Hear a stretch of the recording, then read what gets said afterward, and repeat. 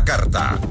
Información oportuna al instante mientras realiza sus actividades al mediodía.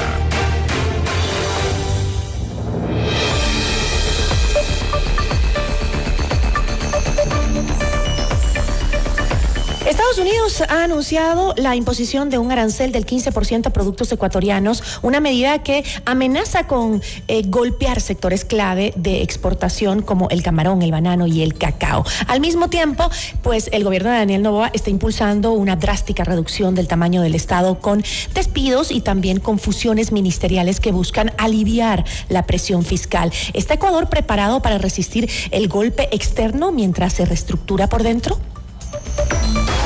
La entrevista a la carta, en diálogo directo con los protagonistas de los hechos. Nos acompaña Simón Cueva, exministro de Economía y Finanzas. ¿Cómo está? Muy buenas tardes, economista. Gracias por estar con nosotros. Gisela, buenas tardes. Un gusto estar acá. Saludos a la audiencia.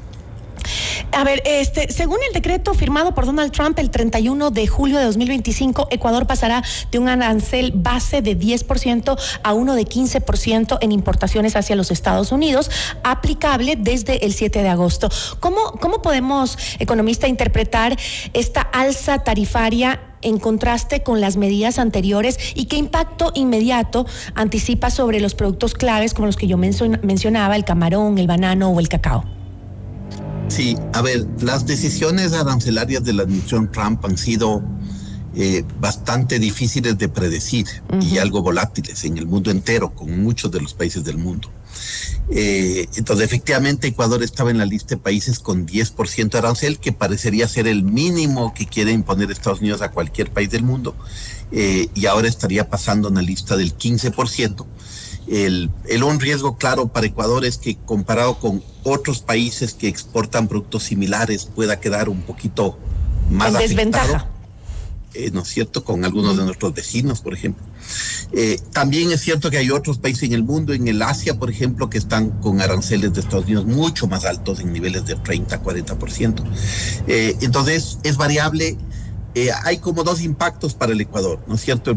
Un impacto es el sector externo ecuatoriano más bien ha tenido un desempeño bastante positivo y bastante bueno en los últimos años, con muchos productos que han tenido mucha innovación, creatividad, calidad, camarón, cacao, por ejemplo, y eso se puede frenar un poco por este diferencial, por un lado. El segundo es que Ecuador tiene, frente a otros países, una dificultad adicional.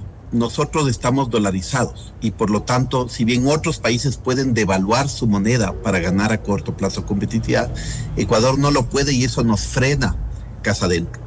Y el tercero es el tema más mundial, el hecho de que este incremento de aranceles en general está provocando también a nivel internacional dudas sobre el crecimiento económico de Estados Unidos y del mundo. Hay ciertos indicadores recientes, por ejemplo, de mayor freno a la actividad americana, de mayor freno, por ejemplo, a la contratación de nuevos empleos en los Estados Unidos. Y eso, por un lado, puede frenar la economía y, por ende, frenar la demanda por los productos que exporta el Ecuador a cualquier lugar del mundo.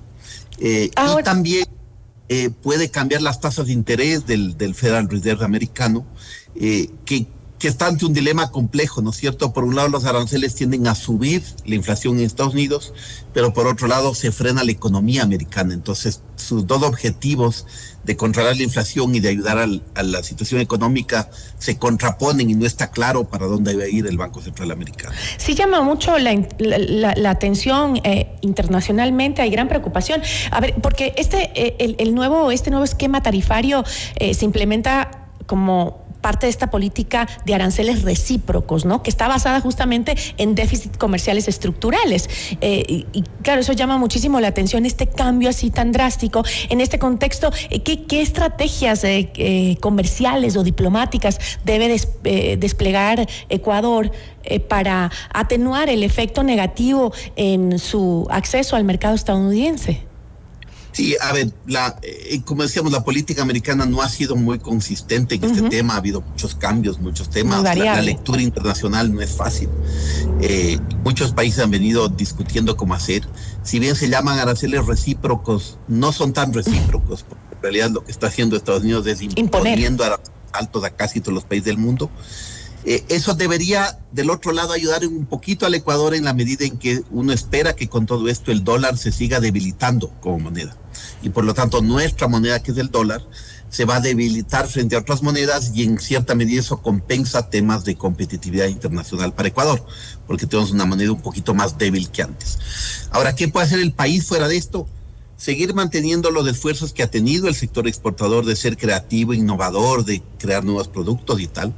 También mirarnos casa dentro del país y ver cómo podemos ayudar a ser más competitivos. Y ahí hay un tema que efectivamente es complejo en Ecuador, que es el entorno laboral, ¿no es cierto? La situación laboral es bastante rígida en el país y eso hace que sea un país con altos grados de informalidad en la economía. Y si queremos evitar que siga siendo un país cada vez más informal y con cada vez más personas en la informalidad y con muy poca protección social frente a cualquier shock, es sano revisar las medidas laborales para tener un poquito más de competitividad y flexibilidad para las empresas para que se puedan adaptar en ese sentido. Ahora, dado que Ecuador exporta a Estados Unidos más bienes de los que importa, ¿cómo debería adaptarse la estrategia exportadora nacional para mantener justamente esa competitividad de la que estamos hablando y los niveles de superávit comerciales en un entorno ya de arancel más alto, ahora del 15%? Sí, a ver, esto de que... digamos, esta visión a veces de la administración Trump de que cambiando aranceles se va a arreglar todo el problema de déficit comercial es muy cuestionada por muchos economistas en el mundo, porque en el fondo los déficits comerciales tienen otras razones, no únicamente un tema de nivel de aranceles, tienen un tema de nivel de ahorro e inversión en cada país y tal, que son complejos. Para el Ecuador, que sigue siendo un mercado muy pequeñito a nivel internacional, frente a los Estados Unidos o frente al resto de países, creo que lo que tiene el Ecuador es mantener su política de tener mayor competitividad, de abrir sus mercados del resto del mundo, también no solo a los Estados Unidos, de ir empujando hacia más acuerdos comerciales para abrir otros mercados alternativos a los americanos. Y todo eso es un proceso. Y como digo, el Ecuador al final es muy chiquito frente al mundo. No es que los Estados Unidos va a decir todo en función del Ecuador. Es una política más global de los Estados Unidos. Ahora me gustaría hablar un poco sobre la decisión de Daniel Noboa de iniciar esta reducción del número de ministerios y de despidos masivos como parte de un paquete de eficiencia fiscal que se viene anunciando, ¿no?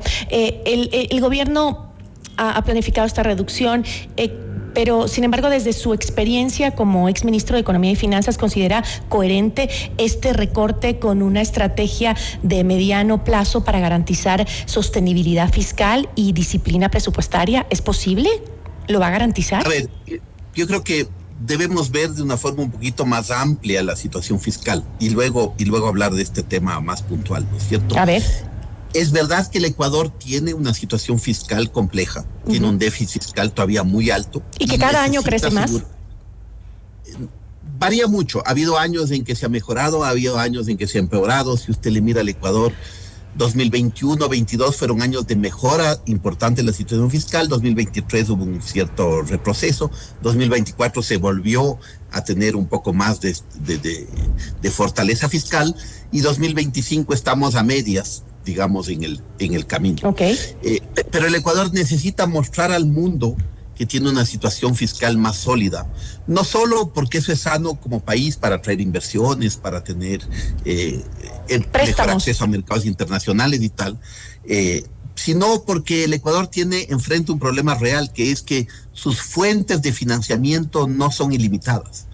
Básicamente el Ecuador este rato tiene acceso a fuentes de financiamiento de los organismos multilaterales afuera, Fondo Monetario, Banco Mundial, BID, CAF, etcétera, algo de financiamiento bilateral bastante limitado, y no tienen por el momento acceso a mercados internacionales de capital. No puede ir a pedir prestado porque el riesgo país es muy alto, las tasas a las que prestaríamos serían absurdamente altas. Y a nivel doméstico puede pedirle prestado básicamente al IES, que tiene cada vez más dificultades de liquidez, y a los bancos locales, pero mientras más le pidamos a ellos, significa que los bancos y el IES tendrán menos recursos para prestar a la ciudadanía, para hacer créditos hipotecarios, para hacer créditos al sector productivo, y eso frena a su vez la actividad. Entonces, el Ecuador tiene una real limitación de financiamiento Y si uno quiere tener un déficit fiscal grande, la única forma es financiarlo, que alguien me preste para cubrir ese hueco, digamos. Entonces, es inevitable que el Ecuador enfrente esa situación fiscal y tiene que tomar medidas serias, sostenidas y estructurales para reducir la situación fiscal. ¿Cómo puede hacerlo? O por ingresos o por gastos, digamos así, ¿cierto? Entonces, achicando los gastos, dice usted. Entonces, es una salida. Una de las formas, las dos hay que hacer. Del lado de los ingresos, hay que generar mayores ingresos tributarios permanentes, y probablemente la forma más sensata en ese ámbito sea ir reduciendo todas las exenciones tributarias, no subiendo los impuestos per se, sino simplemente eliminando las exoneraciones, las exenciones, contratos de inversión que dan ventajas a una empresa, a un sector particular, y poner a todo el mundo en la misma página y que todos tengan el mismo tratamiento tributario. Ese es, del lado de los ingresos, lo que probablemente sea más fácil y justo de hacer. Pero lo que he escuchado mucho de algunos analistas es que la mayoría concuerdan en que es necesario achicar el tamaño del Estado, ¿no? Que eso nos está quitando recursos que podrían ser destinados para otros sectores que lo necesitan, ¿no? Pero también que el Estado por sí solo, este achicamiento que va a tener, no garantiza eficiencia institucional ni evita la pérdida de capacidades fundamentales, ¿no? Entonces, que hay que emprender en muchas reformas en diferentes ámbitos, no solo en lo que usted nos acaba de mencionar, ¿no? En el hecho del tema tributario, pero también, por ejemplo, en la digitalización de servicios, la evaluación de desempeño permanente de los funcionarios y entre un montón de cosas más, ¿no? Así que hay que hacer de manera paralela. Yo hablaba primero de los ingresos, pero vamos del lado del gasto, donde está todo esto. Del lado del gasto público hay efectivamente esfuerzo que se puede hacer. Hay un ámbito que no es el tema de empleados, sino es otro tema muy grande que está en el aire, que es el tema de los subsidios, ¿no es cierto? El tema de subsidios a los combustibles, al diésel en particular, que usa mucha plata de gasto público para destinar a un subsidio que es muy poco eficiente, que es regresivo, que favorece a unos pocos, etcétera. Entonces, ahí hay un tema grande, complejo en cuanto a popularidad, pero un tema relevante a tratar. Y el otro tema, el tema efectivamente, el tamaño del Estado.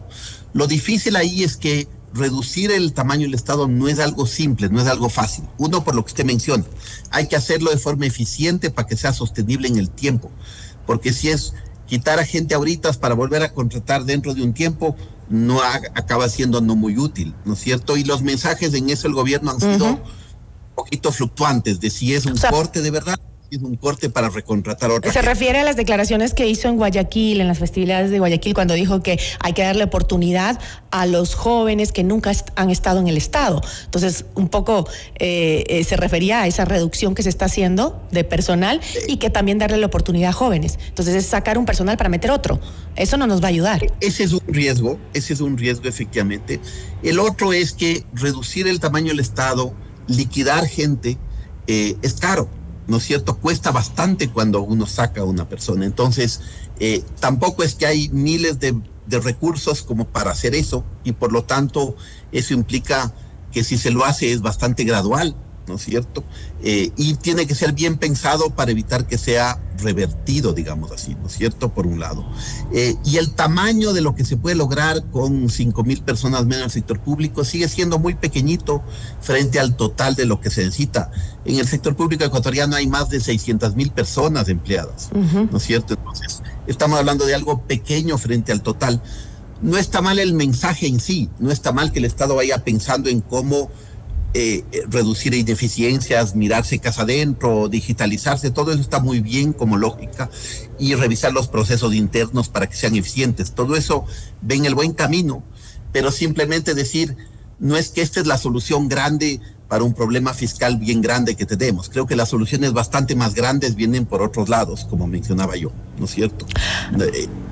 Sí, ahora justamente también dentro de esa reestructuración del Estado y ese despido de personal que también anuncian algunos sectores que podrían ser mayores, no solo ese 5,000 que se anunció, se supone que se debería hacer un proceso adecuado, técnico, con criterios claros, ¿no? Y eso es lo que creo que más le preocupa a ciertos sectores que han emprendido como una protesta frente a esta situación. ¿Cómo valora el proceso institucional de cómo se ha venido haciendo hasta ahora y qué estándares mínimos de transparencia y rendición de cuentas considera que se deberían manejar en este tipo de decisiones? A ver, el sector público ecuatoriano sí adolece de un problema, de que tiende a ser muy débil en ciertas cosas, en enfrentar temas claves del Estado, aquello en que el Estado debería ser esencial para regular correctamente la economía, para proveer servicios básicos de calidad, ¿no es cierto? El tener más empleados no necesariamente garantiza que los servicios sean buenos. Si uno mira el sector público ecuatoriano, hace 20 años, en el año 2023, 2024, el sector público total, el gasto público era 23-24% del PIB. Subió hasta casi el doble, hasta casi 48% del PIB en el 2016, 14 por ahí, que creo que fue el tope.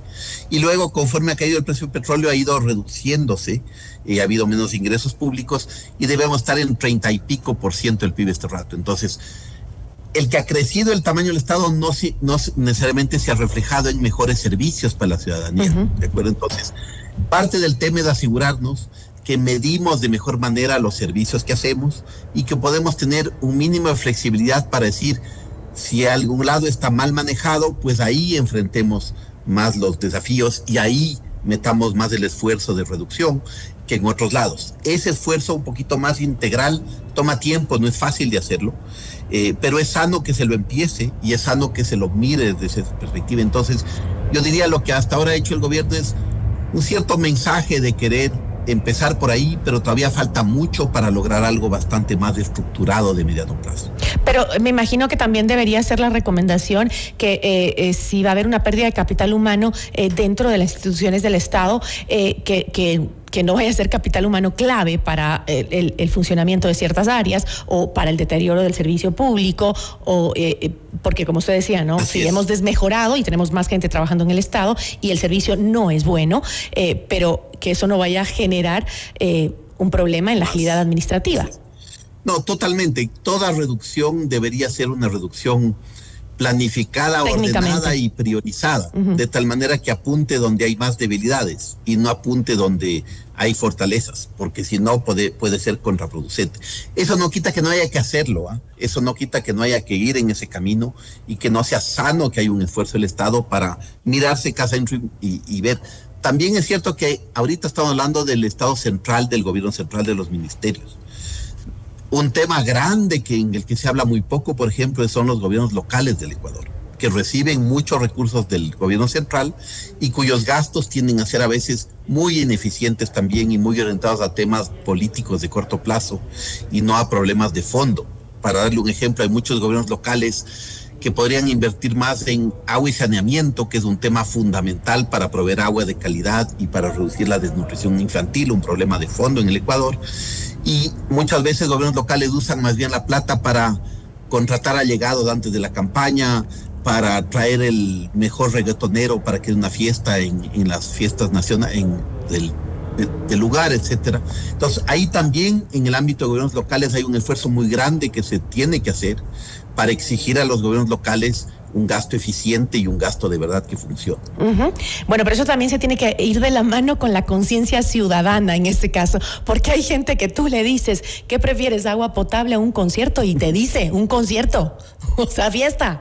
Entonces también ahí tenemos que ir cambiando nuestra mentalidad como ciudadanos para poder saber que lo que necesitamos es cambios que nos sirvan a futuro y a nuestros hijos también para un mejor estilo de vida para todos, ¿no? Yo le agradezco muchísimo, Simón, gracias por habernos acompañado. Un gusto, Gisela. Saludos de la audiencia. Muchas gracias. Gracias a usted. Nos acompañó Simón Cueva, exministro de Economía y Finanzas. Notimundo a la carta.